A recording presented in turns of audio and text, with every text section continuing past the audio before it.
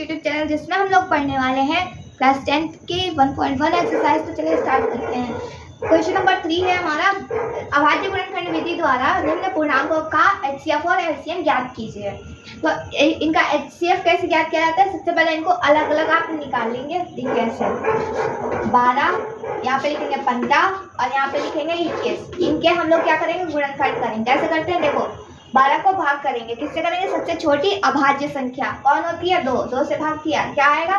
6 आएगा यहाँ पे, ठीक, क्योंकि 2 की गुणा 6 से तब 12 आता है, ठीक। उसके बाद में फिर से 2 से भाग करेंगे, क्यों? क्योंकि 2 के पढ़ने में 6 आता है, इसलिए। फिर 2 से भाग करेंगे 3 बार, 2 दिया 6।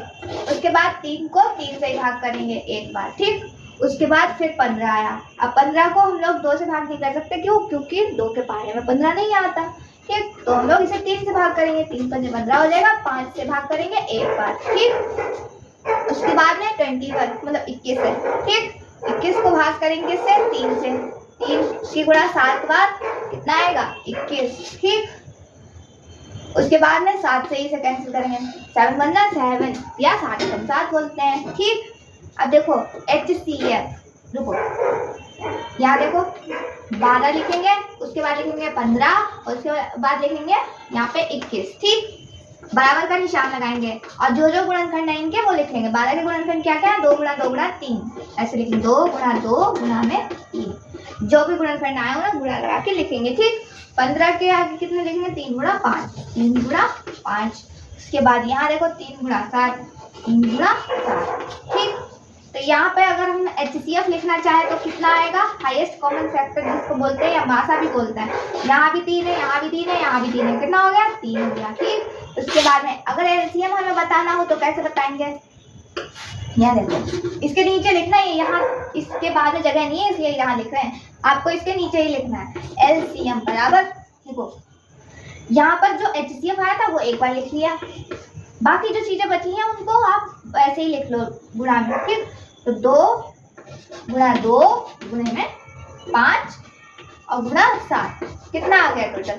जगह नहीं है इसलिए यहाँ लिखा है, उसके आगे लिखना ही है, ठीक। 2 दूनी 4 होता है, 4 दिया 12 और 12 की गुणा ये टोटल कितना हुआ? 12 हुआ और 12 की गुणा 5 से करेंगे कितना हो गया? 60 या 60 हो गया, ठीक। गुणा करेंगे 7 से, 6 से 42 होता है, 42 लिखा 1 0 था तो 1 0 मतलब 420। क्या हो गया? इसका LCM हो गया। तो इस तरीके से अगर किसी भी जगह पर गुणा करानी है आपको और संग में 5 दे रखा है तो ऐसे गुणा कराइए कि ये जो इकाई अंक होता है वो 0 बन जाए, इससे गुणा करना आसान हो जाता है, ठीक है। इसके बाद में आते हैं 17, 23 और 29।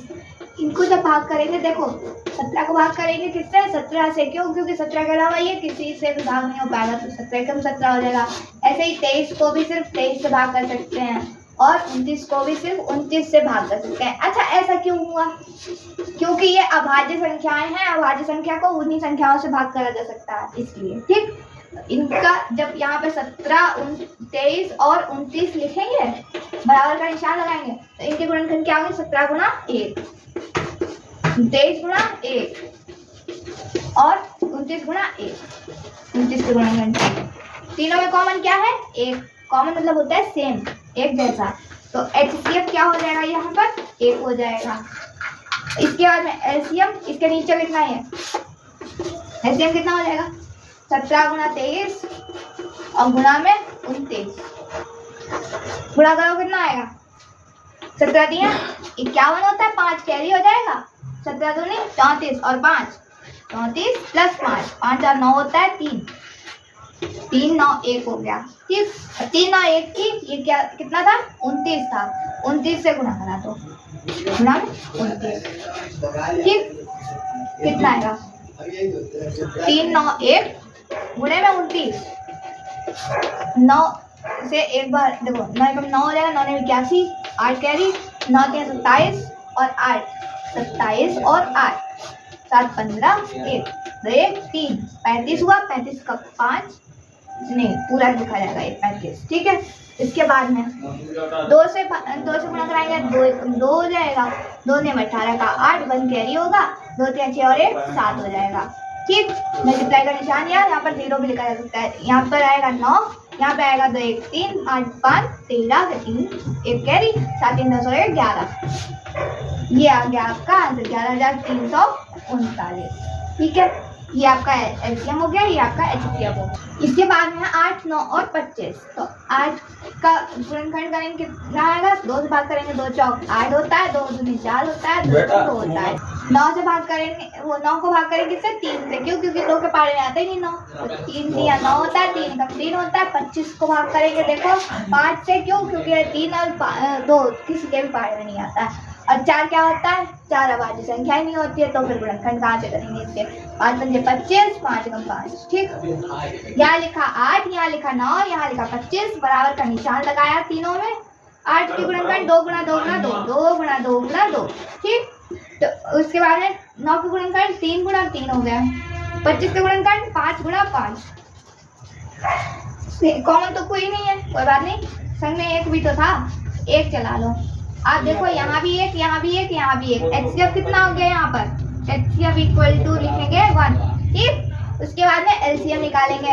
एलसीएम कितना हो जाएगा देखो, यहाँ पे लिखो, नीचे लिखना। ठीक है, इसके ठीक नीचे एलसीएम देखो, एक तो कॉमन था, हाईएस्ट कॉमन फैक्टर, उसके अलावा जो बचा उसको हम लोग बाकी जैसे था वैसे लिखेंगे। ये कितना था, 2 इंटू 2 इंटू 2। ठीक, इंटू में इसके आगे लिखना या जगह नहीं है, इसलिए लिखा है 3 इंटू 3 इंटू 5 इंटू 5। कितना हो गया, ये 8, ये 9 और ये 25। 9 हो गया, 8 में 72 होता है, गुणा करा तो 25 से। ठीक, 25 गुणे 50 होता है, 5 कैरी 25 सत्ते 175, और 175 में 5 और ऐड कर दो, 0 8 हो जाएगा, ये 180 का मतलब 1800 इसका एलसीएम हो जाएगा। ठीक है, यही आंसर लगा के आप लिख सकते हैं। उम्मीद करते हैं वीडियो समझ में आ गई होगी। अगर वीडियो समझ में आई हो तो लाइक कीजिएगा, चैनल पर नया हो तो सब्सक्राइब जरूर कर लीजिए। फिर मिलते हैं एक और नए वीडियो के साथ।